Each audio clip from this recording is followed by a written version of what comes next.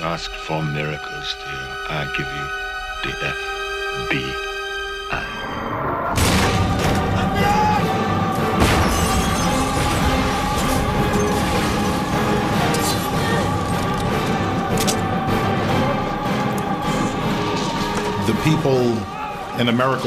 Les Américains, et pas seulement les Américains d'ailleurs, ont toujours été fascinés par les méchants. Mais on a aussi besoin de gentils pour nous apporter un sentiment de sécurité dans la vie de tous les jours. FBI, you might want to stay out of this, all right, sir? All right, I need 8 double tall.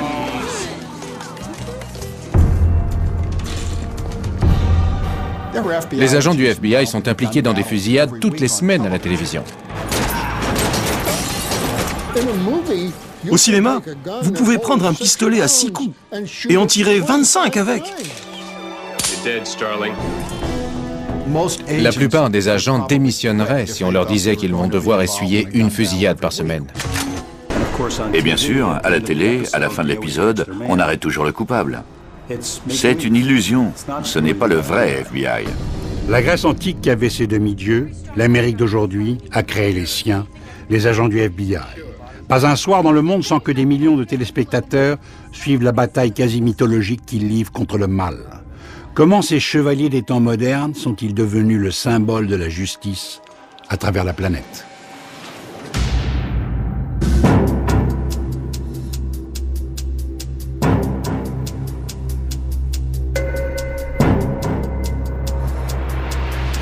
Aux États-Unis, chaque État possède sa police, ses propres lois, ainsi qu'un système judiciaire autonome. Tous ces États doivent également respecter la Constitution américaine, et c'est le rôle du département de la justice à Washington d'y veiller. Son bras armé est le Bureau d'enquête fédérale, le FBI, et ses 12 600 agents spéciaux. Voici leurs histoires. I am declaring United States of America's first war on crime. Quelle autre organisation vous donne un insigne, une carte, une arme et une voiture et vous envoie mener des enquêtes? Are you up to that task, Agent Purvis? Absolutely, sir. En tant qu'agent, vous n'avez pas seulement une arme, un badge et une carte. Vous avez le droit de priver quelqu'un de sa liberté.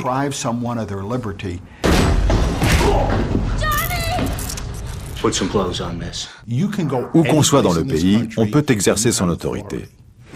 Et disposer de cette autorité, de cette responsabilité, c'est un sentiment extraordinaire. J'ai pu planer, j'ai pu faire des choses que l'on rêve de faire quand on est gosse. Cet enthousiasme, Carter DeLoach l'a partagé lui aussi, car au cours de sa longue carrière au sein du FBI, il a été tour à tour agent spécial, chef de la Crimes Record Division, la section de propagande du bureau, et enfin directeur adjoint. Pendant 30 ans, il a contribué à forger le mythe de l'agent spécial et à veiller scrupuleusement à la réputation du bureau et de ses hommes.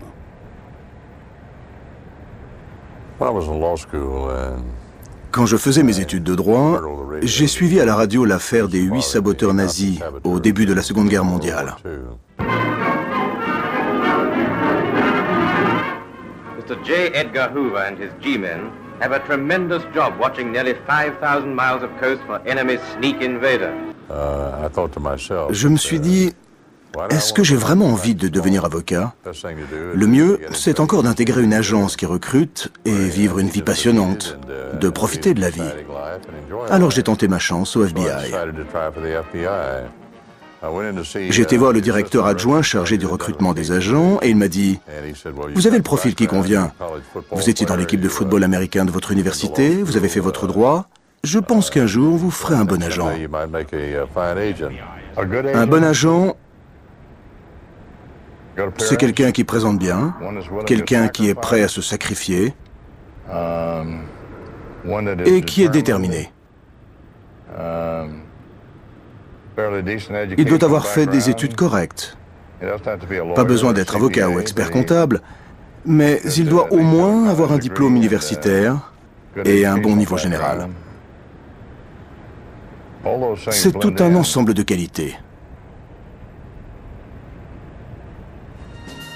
Toutes ces qualités qu'énumère Carter Loach sont celles que doit posséder tout agent du bureau. Règles draconiennes dictées par J. Edgar Hoover, le légendaire directeur du bureau. Dès sa prise de fonction, il impose ses critères de sélection et se débarrasse de ceux qui ne correspondent pas à ces normes.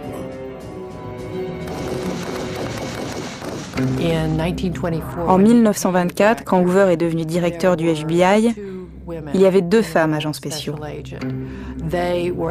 Il a exigé leur démission moins de 2 semaines après son arrivée. Il avait une vision très claire de ce à quoi devait ressembler son FBI.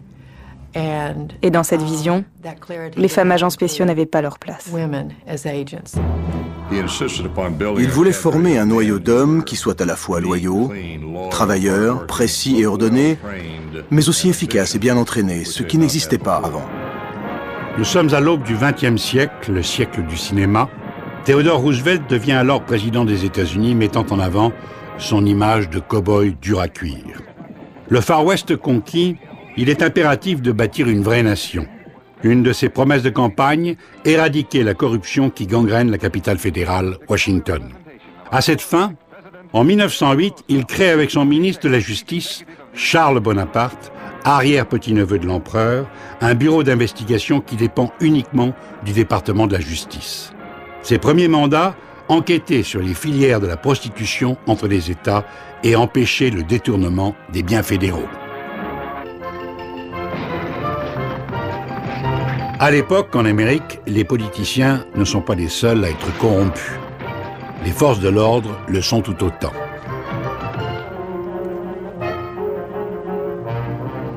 L'industrie balbutiante du cinéma fait fortune en les parodiant.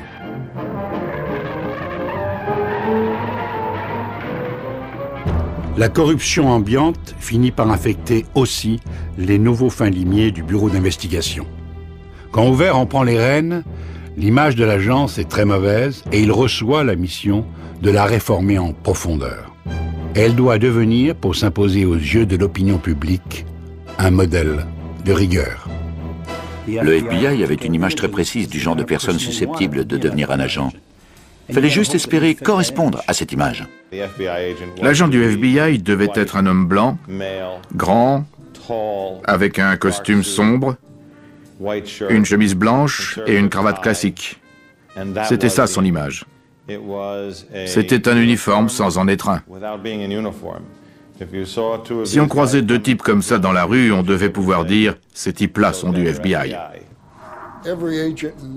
En ce temps-là, chaque nouvel agent devait porter une chemise blanche et un chapeau. Alors je me suis dit, je vais devoir porter une chemise blanche et un chapeau jusqu'à la fin de mes jours. On était les seuls à porter ces chapeaux. On était payé $3200 par an comme salaire de départ. Ça ne me suffisait pas pour éduquer 7 enfants, les envoyer au collège et subvenir à leurs besoins. Oh non. C'était dur de joindre les 2 bouts. Mais être un agent du FBI a ses avantages à l'époque comme maintenant. Ça voulait vraiment dire quelque chose de travailler pour le FBI, et je crois que c'est toujours le cas. Cela voulait dire qu'on était immédiatement accepté dans de nombreux milieux. Nos voisins nous regardaient avec considération. On pouvait entrer dans une banque, montrer sa carte du FBI, encaisser un chèque et personne ne posait la moindre question. Il n'est pas surprenant que les banquiers adorent les agents spéciaux. Après une décennie de silence, Hoover et ses hommes au chapeau vont sortir de l'anonymat et bâtir leur réputation en pourchassant les braqueurs de banque. Avant, il leur suffisait de fuir l'État et l'État en question ne pouvait plus rien contre eux. Le FBI est donc apparu au bon moment. Il a pu mettre sous les verrous les criminels qui passaient d'un État à l'autre pour échapper à la loi. Could take one step across a state line and thumb his nose at us. Often, when we made an arrest, we had to walk into a rain of hoodlum machine gun fire, though we were forbidden by law to carry a revolver. Let me assert my firm belief that the only thing we have to fear is fear itself. La clé du succès de Hoover, avoir été au bon endroit au bon moment. Et ce moment, c'est l'élection de Franklin D. Roosevelt à la présidence des États-Unis en 1933. En mettant fin à la prohibition, Roosevelt force les gangsters à se recycler. L'argent amassé illégalement migre vers les chantiers du New Deal et surtout vers le cinéma. Les gangsters prennent d'assaut Hollywood, se construisant ainsi une image prestigieuse en s'exhibant en smoking au bras des starlets pendant que les petites frappes s'adonnent au braquage de banques et au kidnapping. Une vague de criminalité semble menacer les honnêtes gens et les hommes du gouvernement triés sur le volet par Hoover vont pouvoir les rassurer. Un événement tragique sert de clé de voûte à la construction de l'œuvre sécuritaire de Hoover. Gare de Kansas City, 17 juin 1933. Frank Nash, un prisonnier, est escorté par plusieurs policiers locaux armés de fusils à pompe et un groupe d'agents fédéraux. 3 gangsters armés de mitraillettes surgissent. Dans le chaos qui suit, l'un des agents est tué et 2 autres sont blessés. Le ministre de la Justice de l'époque, Cummings, crie au scandale et ordonne à Hoover de lancer la guerre contre le crime. Hoover en profite pour créer ce qui va devenir une des principales divisions du bureau, la Crime Records Division, sa fonction, la propagande. These are the pictures of the subjects. I'd like to have 200,000 copies of the circulars printed on these so that we can distribute them by morning. Yes, sir. Edgar Hoover, enfin libre de s'exprimer, déchaîne son talent inné de publiciste. Il embauche un écrivain, Courtney Riley Cooper, qui inonde la presse d'articles à la gloire des méthodes du bureau. Il se met à fréquenter ouvertement le Gotha de la presse et des médias, dont Walter Winchell, qui deviendra le présentateur radio le plus influent des États-Unis en donnant la parole à Hoover. Les stars de l'époque, Judge Robinson et James Cagney, sont devenus des héros populaires en incarnant le mal au cinéma. Une guerre de valeurs sur le grand écran est engagée par Hoover qui veut que Hollywood mette en exergue les exploits de ses agents. L'image, c'est la réalité, tel est le credo d'un tout nouveau producteur de cinéma, il s'appelle Joe Kennedy, le père du futur président, qui après avoir fait fortune pendant la Prohibition, aide la pègre à blanchir son argent dans les studios. Hoover, qui lui est proche, reprend ce credo à son compte en jetant son dévolu sur les grandes vedettes de l'époque pour incarner ses hommes.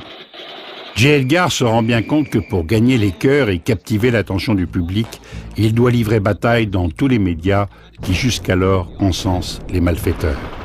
Comme tout grand publicitaire, il a le sens de la formule.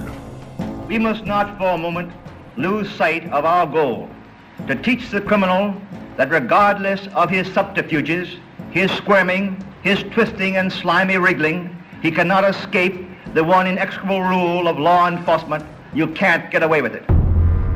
On June 17th, 1933 in Kansas City, 5 of my finest men were ambushed escorting convicted bank robber Frank Nash to the federal penitentiary.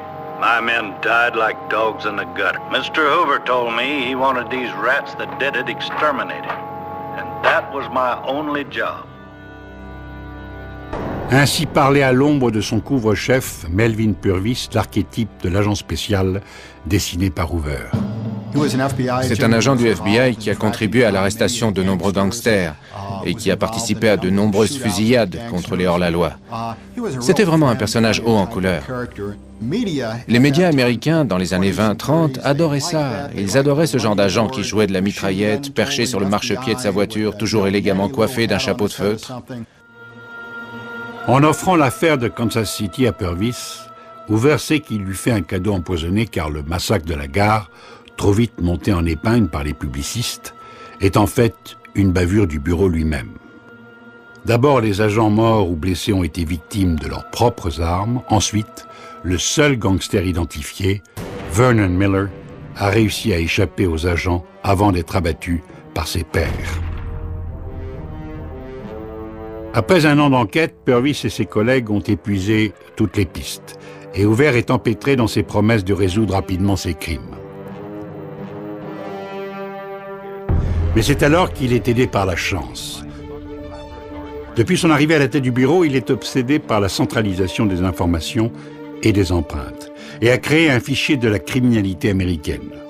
Ce tout jeune département repasse au crible la maison du défunt Vernon Miller et trouve une empreinte digitale et, au miracle, elle correspond avec une des millions d'empreintes contenues dans le fichier central.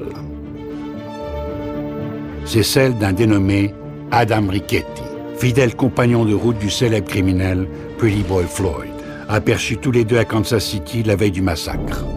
Purvis et ses hommes les traquent sans relâche. Quand ils les débusquent, ils sont sans pitié. Au même moment, John Dillinger, un petit truand, devient très populaire car il nargue les policiers en ne cessant de s'évader. Mais sa carrière criminelle va être brève car Hoover décide de faire de lui le symbole de sa lutte contre la criminalité qui gangrène le pays. Et le bureau, pour noircir ce héros qui est devenu Dillinger, n'hésite pas à le mouiller dans la fusillade de Kansas City. Let us visualize this gigantic army of 3,500,000 criminals. I am tonight in one of the largest cities of the United States. If the law-abiding citizens of this city should be suddenly removed, and in their place there should be substituted an army of forgers, thieves, rapists, kidnappers, plunderers, bank robbers and murderers, it would only equal the crime population of America. That is crime. Bon élève, Melvin Purvis est prêt à tout pour venir à bout de John Dillinger. Mais les choses se gâtent, et la suite des événements va marquer à tout jamais les agents spéciaux.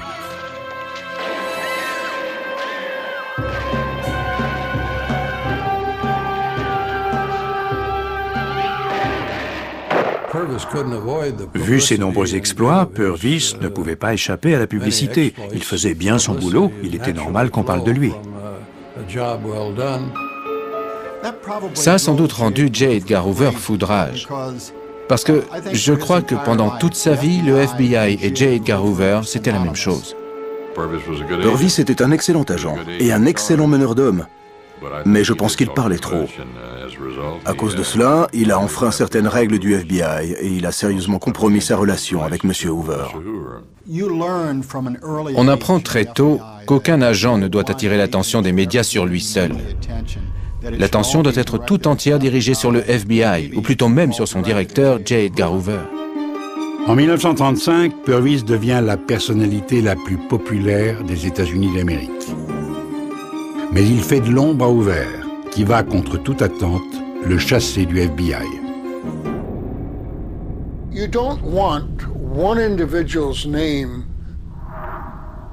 Dans une organisation comme le FBI, ou dans n'importe quelle autre agence, on ne souhaite pas qu'un individu en particulier soit le tireur d'élite, ou le spécialiste du profilage par excellence.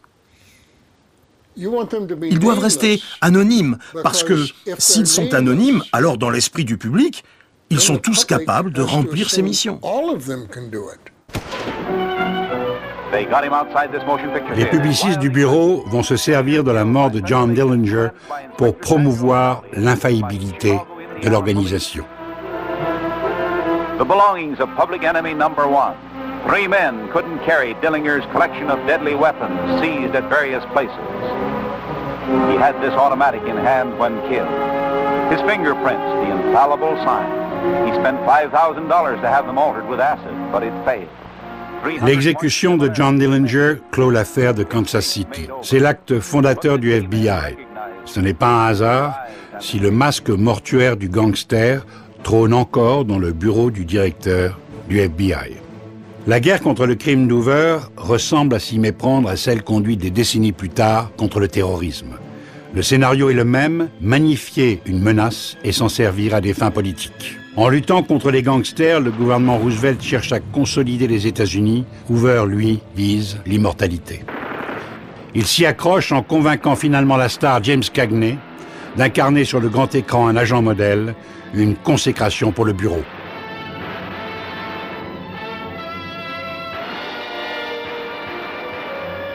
C'est en 1935 que le Congrès nous a donné le nom de Federal Bureau of Investigation, ou FBI. C'est l'année où Hollywood sort le film G-Man avec James Cagney. Et ce surnom, G-Man, caractérisera dès lors les agents du FBI. C'étaient des types qui savaient utiliser leur cerveau. Dans le film, James Cagney est un avocat très intelligent, très futé. C'est quelqu'un qui sait comment se comporter avec les criminels sans pour autant renoncer à sa probité et à sa dignité. Il sait aussi se servir de ses poings, et il est très courageux. Et il a bien sûr à sa disposition tout le soutien logistique du FBI. Le film donne une image très positive de l'organisation. Elle a un côté admirable qui a suscité des vocations dans le public. Le FBI a naturellement collaboré avec Hollywood pour mettre en avant cette image. I'm just an orphan. Someday I'm going to be a G-man too.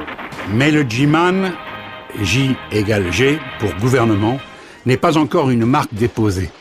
Au moment de quitter le FBI, Melvin Purvis signe un contrat lucratif de promotion avec Post Toasties, une marque de céréales pour enfants. Il fait rêver les 360 000 membres du club de G-Man Junior lancé par la marque.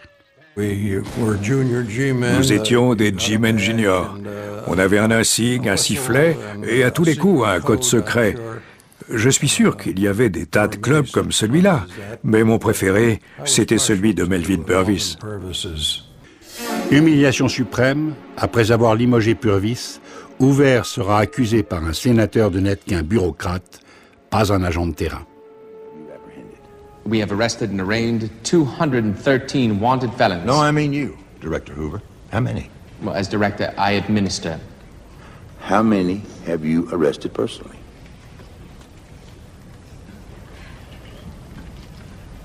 I have never arrested anybody.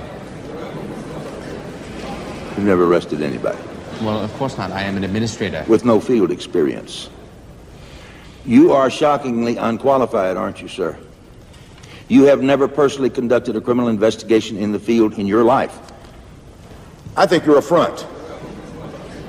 I think your prowess as a lawman is a myth, created from the hoopla of headlines by Mr. Sudium, your publicist there. Crime busters, G-men, you're setting yourself up as a czar.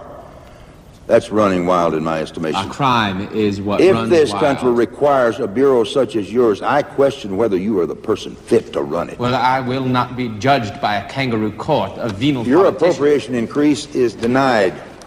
Pour contrer cet affront, Hoover met en scène l'arrestation du gangster Alvin Karpis et s'attribue le beau rôle.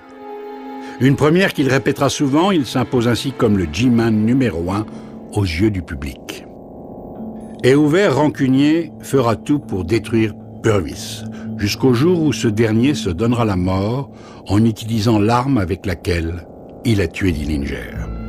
Mais cette rivalité n'empêche pas des milliers de junior G-men de se bousculer aux portes du FBI. Tous veulent être agents spéciaux malgré la sélection rigoureuse et une séance d'entraînement éliminatoire.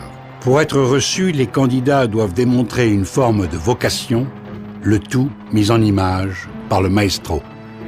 Each of the special agents of the Federal Bureau of Investigation must be ready and capable to meet any challenge. The security of our nation or the life of a loved one may depend upon him. It is imperative, therefore, that each of our special agents be thoroughly trained. Gentlemen, in the picture you've just witnessed, you've seen the underworld's challenge, and your government's answer to that challenge. Now, you men have been chosen to represent your government in the fight to stamp out the criminal element of our nation. Quand j'ai fait ma formation, un échec dans un seul domaine, quel qu'il soit, et on était éliminé. Il y avait l'entraînement physique, la formation aux armes à feu, la formation théorique, la formation juridique. Si on ratait une matière, une seule, on ne devenait pas agent du FBI. Il fallait vraiment se défoncer pour réussir. Ça veut dire qu'un jour, on demandait « Tiens, au fait, qu'est-ce qui est arrivé à Joe ?» Il n'a pas réussi, il est parti, il est rentré chez lui. À cette époque, bien sûr, il n'y avait pas d'agent femme, et l'organisation était une sorte de fraternité. On se protégeait les uns les autres, on voulait que chacun aille jusqu'au bout. On voulait que les agents avec qui on travaillait réussissent le concours d'entrée et deviennent un jour des agents spéciaux du FBI qui iraient enquêter sur le terrain. Pour un jeune homme en ce temps-là, devenir agent spécial, c'était quelque chose. À la fin de la formation, il y avait une petite cérémonie. On montait sur l'estrade et on recevait sa carte et son insigne avec sa photo dessus. Il était écrit « Agent spécial du FBI » et c'était signé par J. Edgar Hoover. Et croyez-moi, il n'y a rien de meilleur que ça, absolument rien de meilleur. Ni la drogue, ni l'alcool, ni le sexe ne peuvent vous procurer ce genre de sensation. Il y avait des chaises. Vous savez, ces chaises dont on rabat la coudoir pour écrire. Et à côté de chaque chaise, il y avait un porte-document marron. Je me souviens que je me suis penché et que j'ai glissé la main à l'intérieur en tâtonnant pour voir s'il m'avait donné une arme. Eh oui, il y avait bien une arme. C'était un Smith & Wesson modèle 10, un pistolet à barillet, un revolver.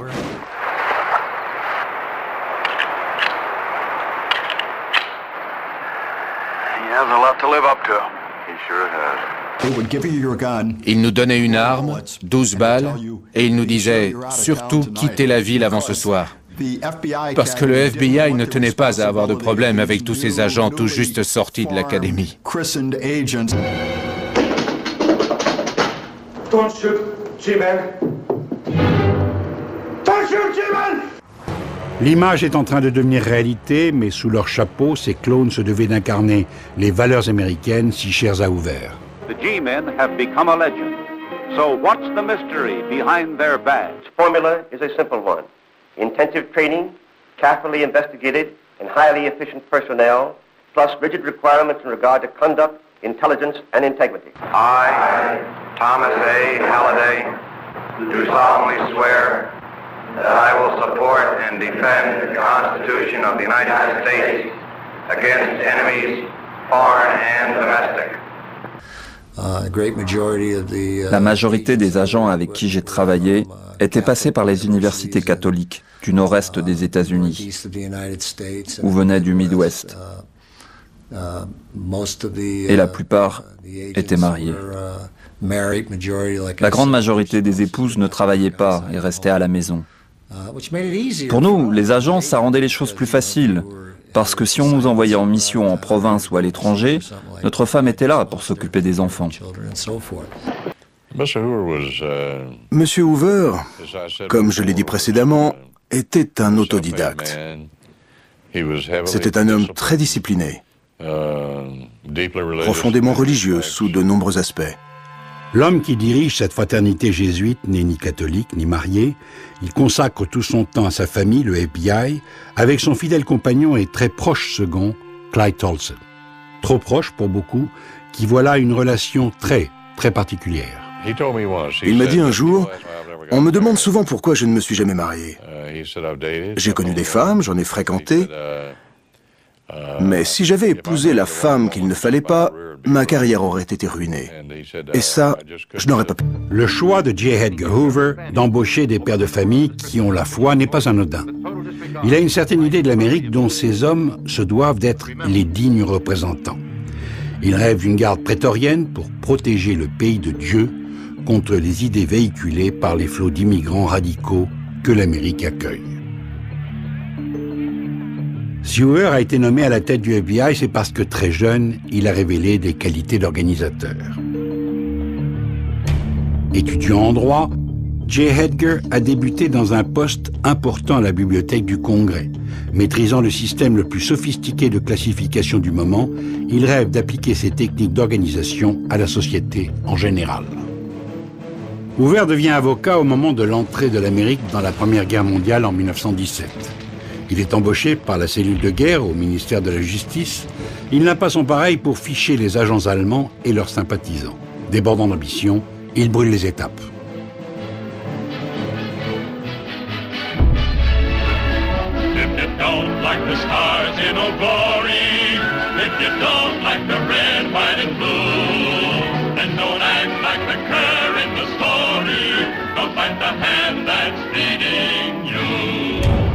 Mais à la fin du conflit, l'Amérique est déchirée par de violentes tensions sociales.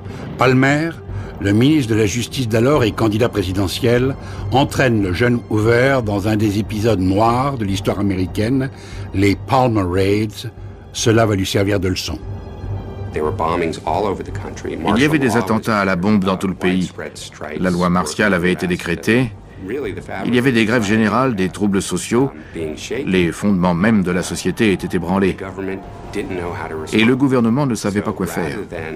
Alors, au lieu d'enquêter de façon méthodique, ils ont laissé le champ libre au gouvernement fédéral et à un jeune fonctionnaire appelé Edgar Hoover pour qu'ils effectuent des rafles chez les immigrants. Ils pénétraient chez les gens sans mandat et sans aucune procédure légale. Ils les embarquaient et les expulsaient.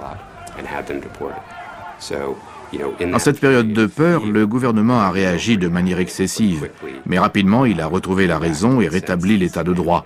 Ces procédés ont été récusés. Hoover comprend que ces méthodes inacceptables ne doivent surtout pas être dévoilées au grand public.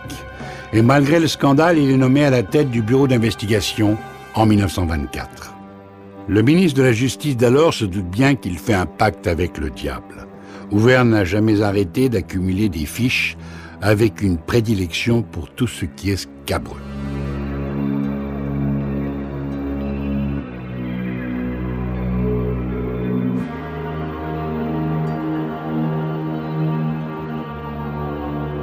Impressionné par ses succès dans la guerre contre le crime et par ses dossiers, Roosevelt va faire appel à Hoover pour contrer les menaces du deuxième conflit mondial.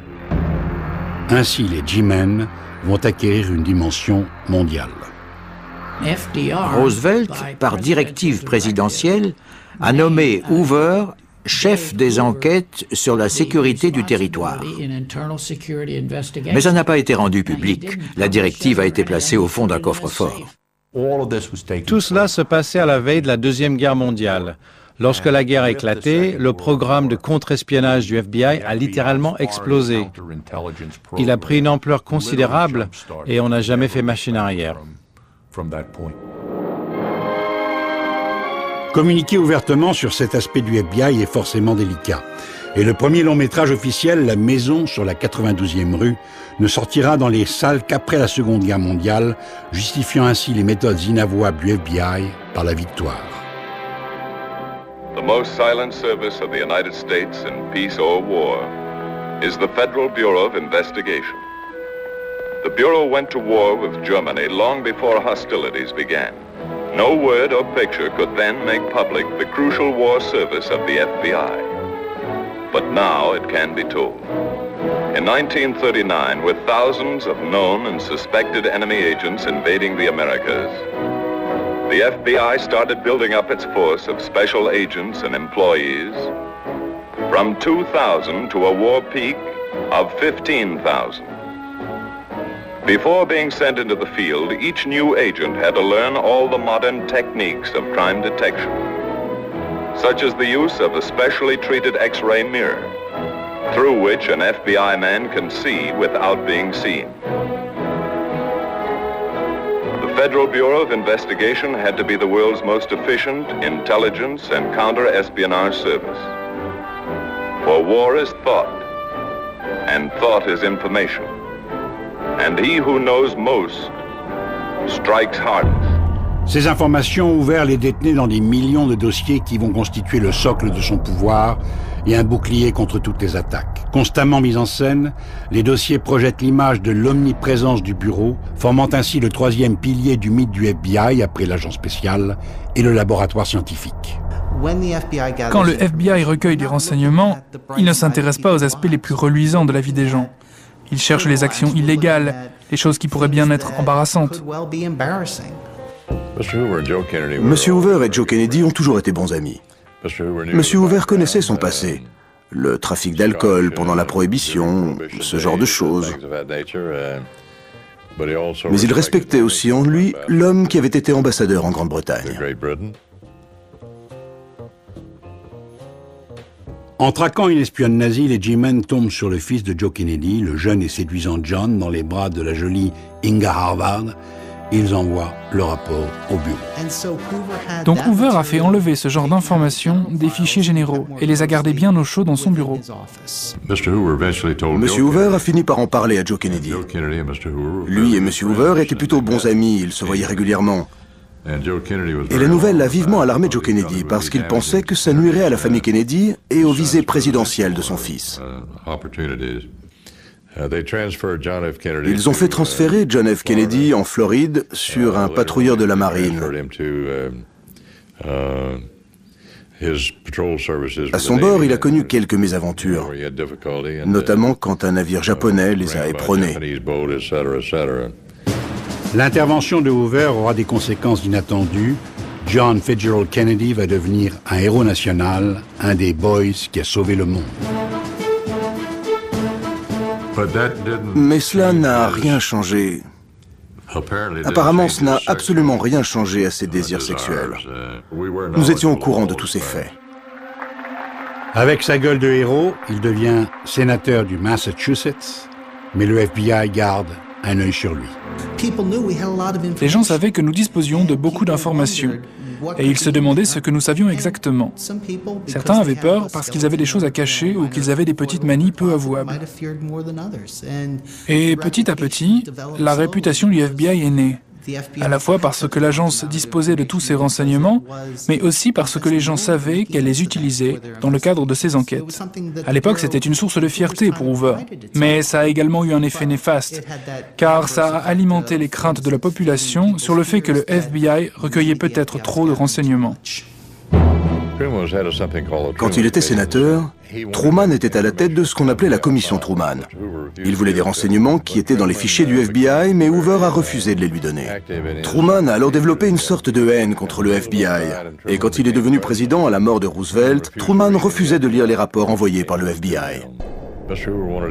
Comme le FBI avait de bons états de service, M. Hoover voulait que son rayon d'action soit étendu à tout l'hémisphère occidental. Mais Truman en a décidé autrement. Le FBI a donc dû cesser ses activités dans cette zone et c'est pour ça que la CIA a été créée. C'était un véritable camouflet pour le FBI et pour... Communism in reality is not a political party. It is a way of life, an evil and malignant way of life. It reveals a condition akin to disease that spreads like an epidemic.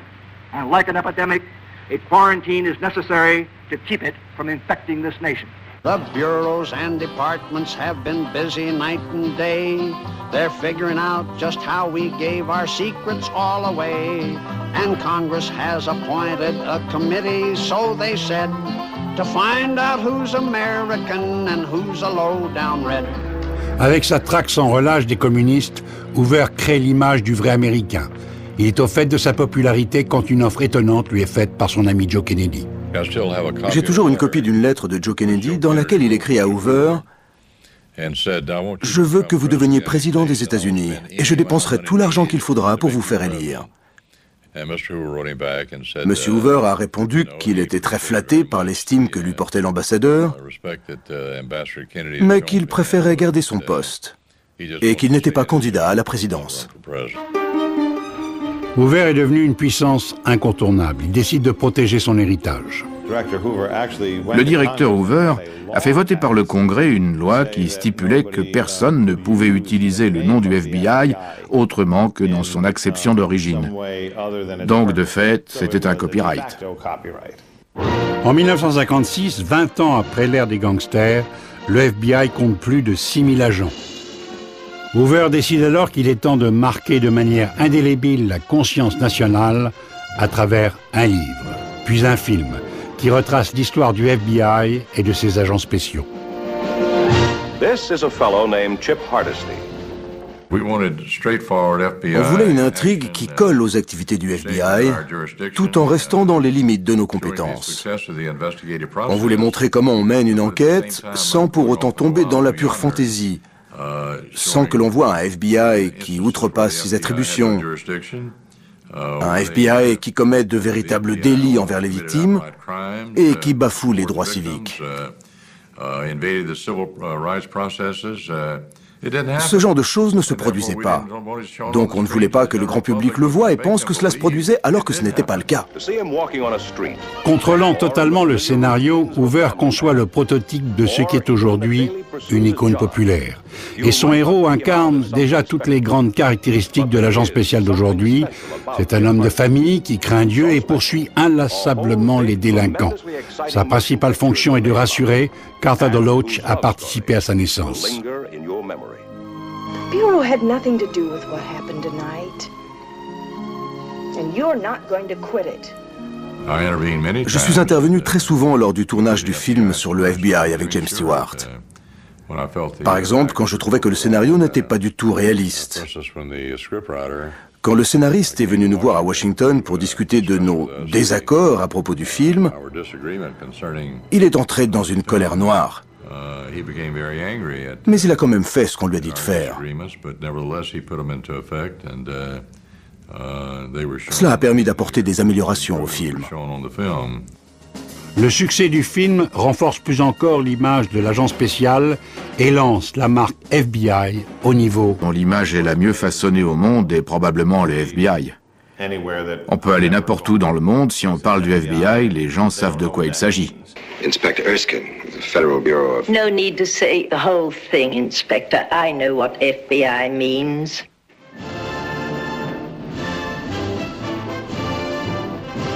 Hoover est arrivé à ses fins. Il est devenu immortel. C'était le moment ou jamais de prendre sa retraite, mais il décide de s'accrocher en dépit de la lame de fond qui va s'abattre sur lui et son bureau.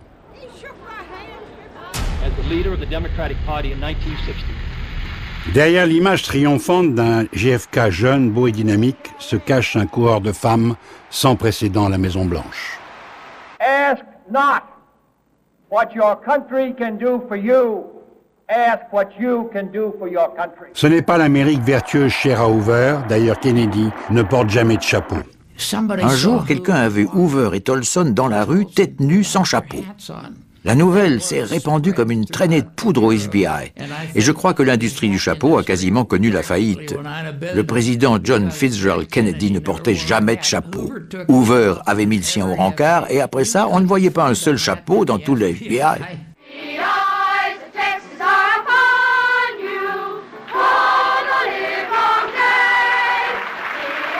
John Fitzgerald Kennedy, président, son frère Robert devient ministre de la Justice et de facto le patron de J. Edgar Hoover. Nous sommes en novembre 63, 24 mois après son élection. JFK décide de faire un tour chez les cow-boys du Texas. We know that you don't wear a hat. We couldn't let you leave Fort Worth without providing you with some protection against the rain.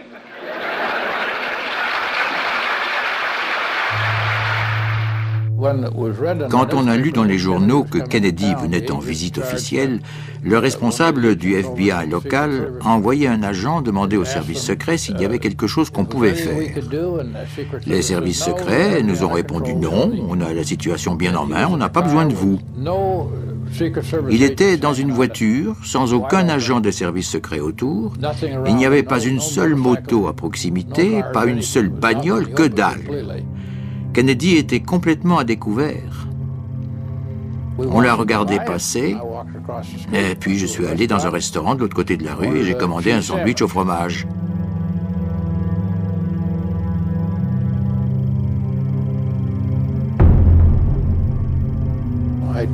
J'étais en train de manger mon sandwich quand la serveuse a accouru en disant « On a tiré sur le président ». Dès qu'un événement de ce type survient, les standards téléphoniques clignotent comme des sapins de Noël. On a reçu des appels du monde entier. Un général de brigade m'a appelé parce qu'il avait entendu qu'on était en train d'être envahi par une puissance étrangère. Et il voulait savoir si c'était vrai ou non. Je lui ai dit que ce n'était pas vrai et que rien ne l'indiquait. That man is a 24-year-old pro-Castro Texan who once sought Soviet citizenship. À l'époque, Lee Harvey Oswald est déjà repéré par l'agent spécial James Hosty, qui travaille pour le service de contre-espionnage du bureau de Dallas. Oswald était en contact avec l'ambassade soviétique, avec un dénommé Kostikov. Le bureau aurait dû m'informer que Kostikov était un agent du département 13 du KGB. Ces gars-là effectuaient des assassinats, des enlèvements, des sabotages. C'était des durs. Au départ, les problèmes dans cette affaire sont venus des autorités locales ici à Dallas. Car c'était une affaire locale. Aujourd'hui, si on assassine le président des États-Unis, c'est une affaire fédérale. Mais à l'époque, c'était une affaire locale. Donc, je suis allé au commissariat et je suis tombé sur le lieutenant de police Jack Revel. Quand je lui ai dit ce que nous savions, il a explosé de rage et il m'a demandé pourquoi on n'avait rien dit. De fait, on n'avait pas le droit de parler à la police de dossiers de renseignement impliquant des puissances étrangères. Je me suis présenté à Oswald, je lui ai montré mon insigne et je lui ai demandé s'il avait été au Mexique récemment.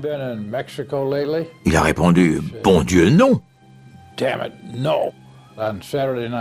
Le samedi soir, un agent de permanence a reçu un coup de fil anonyme. La personne au bout du fil a dit « On va descendre Oswald pendant son transfert. Sachez qu'on ne veut aucun mal à la police, au FBI ou au service secret, mais on va le descendre. »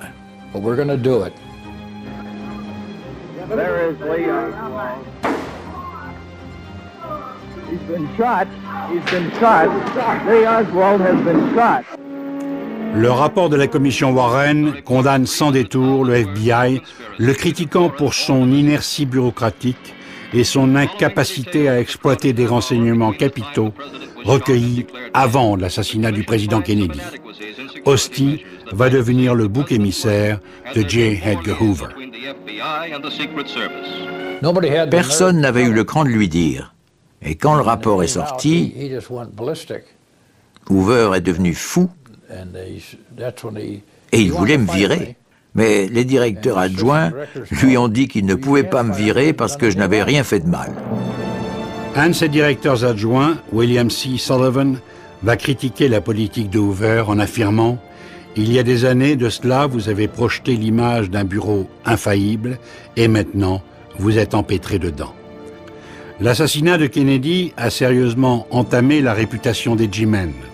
Un crime qu'ils n'ont pas su prévenir et qu'ils n'ont pas pu clairement élucider. Hoover punit Hosty d'une suspension d'1 mois sans salaire.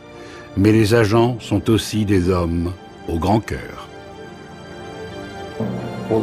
Ils se sont tous réunis, ils ont fait une quête et finalement, j'ai eu mon salaire du mois au dollar près.